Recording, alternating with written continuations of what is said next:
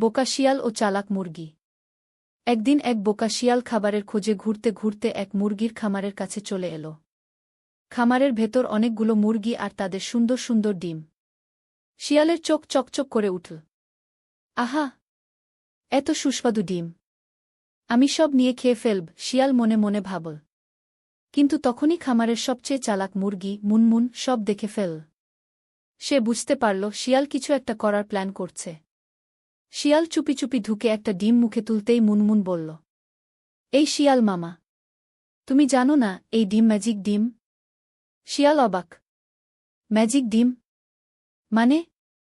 মুনমুন হেসে বলল, যদি তুমি এই ডিম খাও তাহলে তোমার লেজ গায়েব হয়ে যাবে। শিয়াল তো ভয় পেয়ে গেল। আমার লেজ গায়েব হয়ে যাবে? না না, লেজ তো আমার গর্ব। আমি এটা চাই না। শিয়াল ডিমটা ছেড়ে দিল আর ছুটতে ছুটতে বনে পালিয়ে গেল। মুনমুন আর সব মুরগি তখন হাসতে হাসতে লুটোপুটি খেল। আর বোকা শিয়াল কখনোই আর খামারের ধারে কাছেও ঘেঁষেনি। চালাক বুদ্ধি দিয়ে সব এড়ানো যায়। শিক্ষা: চালাক বুদ্ধি দিয়ে সব বিপদ এড়ানো যায়।